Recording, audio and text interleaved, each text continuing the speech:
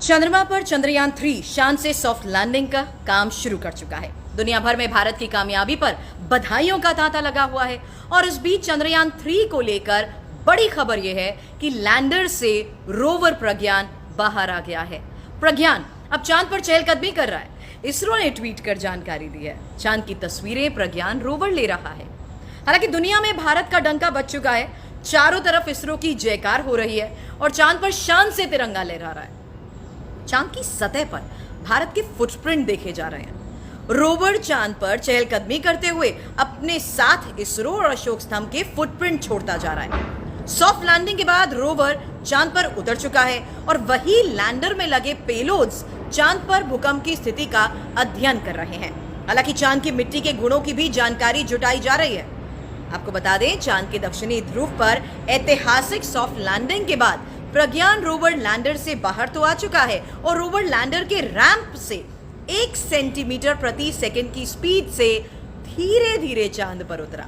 इसरो के मुताबिक 6 पहियों वाला रोवर मून वॉक कर रहा है।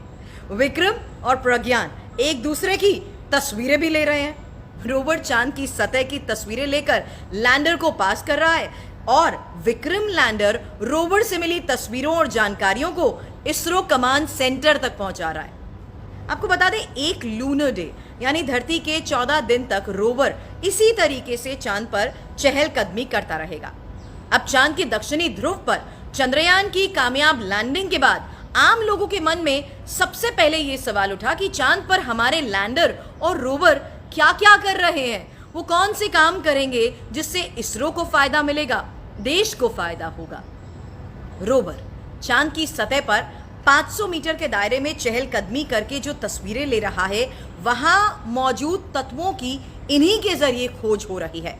यानी चांद पर क्या खोजेगा प्रज्ञान, ये समझ लीजिए। पानी, ऑक्सीजन, हाइड्रोजन, जीवन, ईंधन और खनिज। यानी सालों से चांद से आ रही तस्वीरों और वैज्ञानिकों के मुताबिक चांद पर ऊर्जा का असीमित भंडार है जो आने वाले वक्त में इंसानी जरूरतों के काम में भी आ सकता है। और अगर इस जानकारी पर मुहर लगी, भविष्य में चांद पर कार्गो मिशन कामयाब हुए तो धरती पर ऊर्जा की कमी को भी पूरा किया जा सकता है। यानी चांद पर ऊर्जा का अथाह भंडार है। इसी बारे में जानकारी अब आपके सामने, क्योंकि चंद्रमा पर पृथ्वी से 100 गुना ज्यादा हीलियम 3 है। चांद पर 1 मिलियन मीट्रिक टन हीलियम 3 होने का अनुमान। 1/4 हीलियम 3 को ही पृथ्वी पर लाया जा सकता है। करीब 2.5 लाख टन हीलियम 3 पृथ्वी पर लाई जा सकती है और अगली 5 शताब्दियों तक ऊर्जा की मांग को पूरा करने का दावा भी किया जा रहा है। अब चांद पर सॉफ्ट लैंडिंग के बाद लैंडर से रोवर बाहर आकर जिस तरीके से काम शुरू कर चुका है, रोवर के साथ ही लैंडर भी काम में जुटा हुआ है। रोवर के सारे संदेश लैंडर के जरिए ही इसरो तक पहुंचाए जा रहे हैं। इसके अलावा भी लैंडर कई अहम जानकारियां जुटाने में लगा हुआ है। अगले 14 दिन तक लैंडर मून रिसर्च जो कर रहा है उसके बारे में डिटेल आपके सामने, क्योंकि चांद की सतह से डेटा और नमूने जुटाए जा रहे हैं। चांद पर भूकंप की स्थिति का भी अध्ययन किया जा रहा है।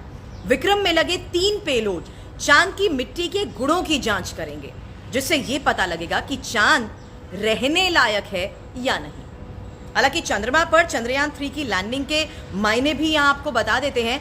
इसका भारत को किस तरीके से फायदा होने वाला है, दुनिया की आखिर इस मिशन पर नजर क्यों रही है, दुनिया पर इसका क्या असर होगा, ये भी आपको बता देते हैं। क्योंकि मायनों के लिहाज से अगर बात करेंगे तो अंतरिक्ष विज्ञान विकास की क्षमता जाहिर सी बात है बढ़ेगी और ब्रह्मांड के रहस्य जानने में भी जाहिर सी बात है इस मिशन के जरिए और मदद मिलेगी।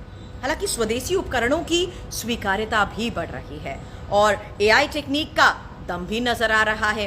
हालांकि दुनिया में भारतीय वैज्ञानिकों का डंका तो बज चुका है। यही वजह है कि इस मिशन की कामयाबी के बाद दुनिया भर की स्पेस एजेंसीज की तरफ से भारत को शुभकामनाएं भी दी गई है और उनके साथ सहयोग की बात भी कही गई है।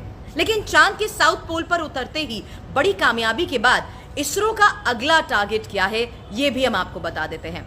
क्योंकि इसरो अब किस मिशन पर काम कर रहा है, ये इंफॉर्मेशन आपके सामने। आपको हम बता रहे हैं उन फ्यूचर प्लान्स के बारे में जहां चंद्रयान 3 के बाद इसरो के मिशन अब आगे जुटे हुए हैं। इसमें महत्वपूर्ण है आदित्य L1। आदित्य L1 सूर्य का अध्ययन करेगा। पृथ्वी सूर्य के बीच L1 पॉइंट पर स्थापित होगा और सूर्य की ओर 15 लाख किलोमीटर की दूरी यह तय करेगा। इसके साथ साथ इंफॉर्मेशन हमारे पास शुक्रयान 1 को लेकर भी है, जो शुक्र ग्रह के बारे में अध्ययन करेगा। ऑर्बिटर मिशन होगा शुक्रयान 1। साथ ही खबर निस्सार को लेकर भी है। निस्सार यानी इसरो और नासा ने मिलकर जिस तरीके से इसे तैयार किया है, 12 दिन में दुनिया की परिक्रमा को लेकर यह मिशन बहुत इंपॉर्टेंट है। पृथ्वी में बदलाव की जानकारी इसके जरिए मिल पाएगी। साथ ही एक्सपोसैट को लेकर भी इंफॉर्मेशन है, जो दुनिया का दूसरी ध्रुवीय मिशन है। खगोलीय एक्सरे स्रोत का यह अध्ययन करेगा। गगनयान को लेकर भी जानकारी है, जो इसरो का अंतरिक्ष मानव मिशन है। एयरफोर्स के 4 पायलट की पहचान और इंसानों से पहले महिला रोबोट को अंतरिक्ष में भेजने का यह महत्वपूर्ण प्लान है।